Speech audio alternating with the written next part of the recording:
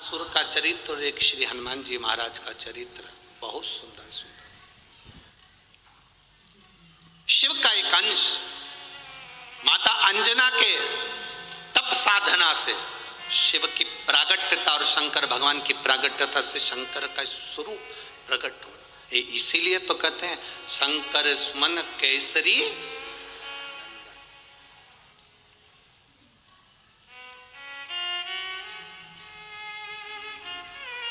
शिव का एक स्वरूप है हनुमान जी महाराज। हम तो हमेशा कहते हैं अगर आप हनुमान जी का भी दर्शन कर रहे हैं तो ये अंदाजा लगा कर रखें कि आप शंकर का दर्शन कर रहे हैं। आप शंकर का दर्शन कर रहे हैं तो ये अंदाजा लगा कर रखें कि आप हनुमान जी का दर्शन कर रहे हैं। सब एक, कोई भेद नहीं, सब एक, कोई भेद नहीं देवताओं में, कोई भेदता नहीं, सब में एक समान। भगवान कृष्ण ने गीता किसको सुनाई थी? जम के बोलो। युद्ध के मैदान में भगवान कृष्ण ने गीता किसको सुनाई थी? जम के बोलो, जरा आवाज आना चाहिए। किसको सुनाई थी? अर्जुन को। पक्का लाख कर दूं? पक्का है कि अर्जुन को गीता सुनाई थी। जिसने स्कंद पुराण का स्मरण करा हो, मत्स्य पुराण का स्मरण करा हो, उसमें संवाद मिलता है द्वारकाधीश के पास में जब अर्जुन पहुंचे, अर्जुन ने निवेदन करा कि आप मेरी ओर से युद्ध लड़ें। भगवान ने कहा भी जाओ, मैं बुलाऊंगा तब आना। अर्जुन आए, हनुमान जी को भी बुलाया। अर्जुन हनुमान जी दोनों आए। द्वारकानाथ संध्या करने बैठ गए, उठे नहीं। तब दोनों अर्जुन और हनुमान समुद्र के किनारे घूम रहे हैं, दोनों घूम रहे हैं। अब अर्जुन और हनुमान दोनों समुद्र के किनारे पर घूम रहे थे। घूमते घूमते अर्जुन के मुख से निकल गया, तुम कौन हो? हनुमान जी ने कहा, मैं राम का सेवक हनुमान, राम भक्त। अर्जुन ने कहा, वो राम जी जिन्होंने बंदरों से पत्थर फिगवाए थे, सेतु बनवाया था, तब पार उतरे थे, और मैंने सुना बड़े वीर योद्धा थे।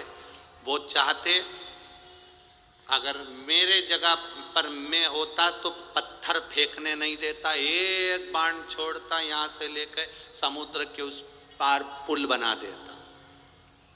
अर्जुन ने कहा, मैं होता तो पुल बना देता, बाण छोड़कर यहां से लेकर वहां तक का एक पुल तैयार कर देता।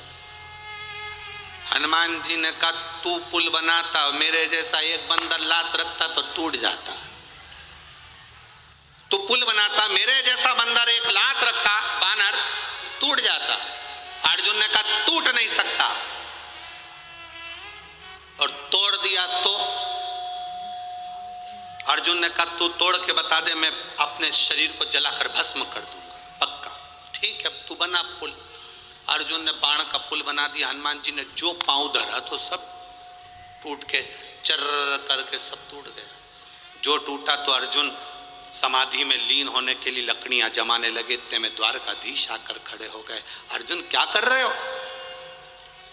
मैं हनुमान से हार गया, इसलिए मैं शरीर को त्याग रहा हूं। अर्जुन, तुम हनुमान से नहीं आ रहे हो, तुमने राम की निंदा कर दी है।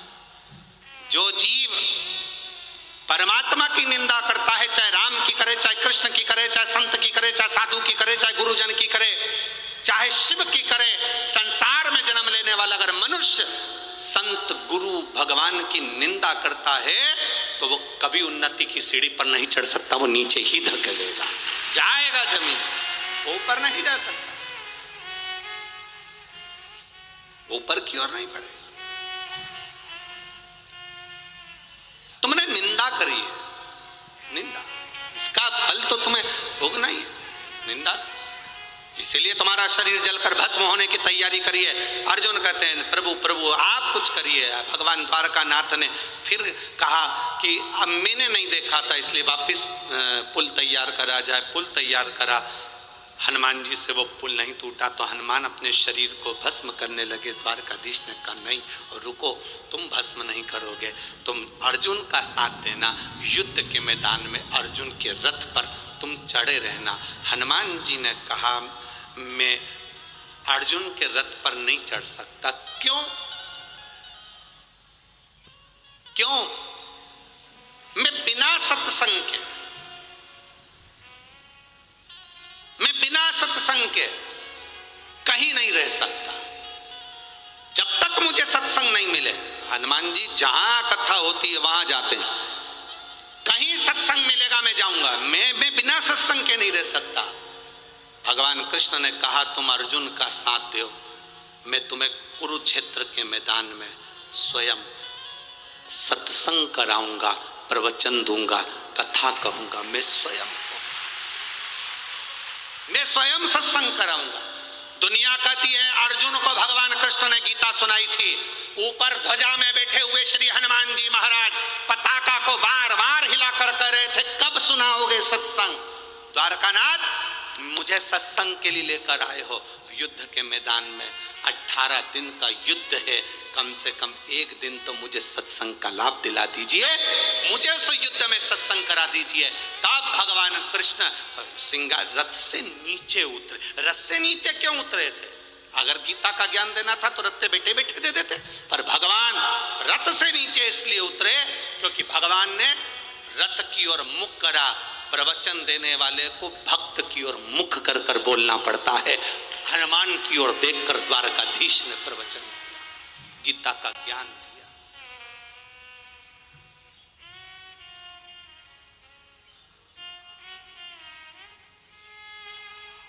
शंकर सुमन कैसे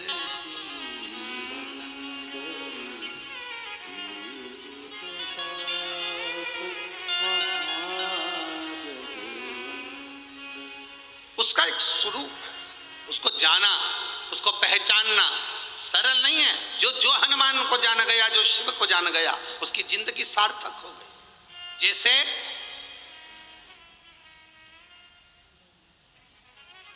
आप एक बेलपत्र, जैसे आप एक बेलपत्र कि ये दो जो पत्तियां होती हैं, जरा ध्यान देंगे, ये दो जो पत्ती नीचे की रहती है बेलपत्र, आगे का भाग एक बेलपत्र और नीचे की जो ये दो पत्तियां होती हैं, इन दो पत्तियों के ऊपर एक एक शमी पत्र, ये दो जो पत्तियां हैं इन पत्तियों के ऊपर एक एक शमी पत्र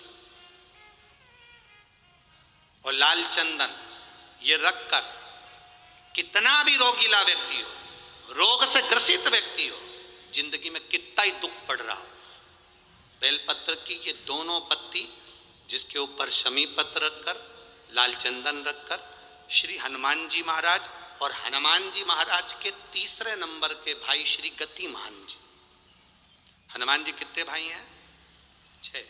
उसमें हनुमान, रतिमान, प्रतिमान, मतिमान, गतिमान, तो जो नीचे के क्रम में आते हैं श्री गतिमान जी, उन गतिमान जी और हनुमान जी का नाम लेकर जो शिवलिंग के ऊपर समर्पित कर देता है, रोग का निवारण होता ही है, रोग मुक्ति होती है। एक पत्र है, देखिए उस पत्र को स्मरण करें।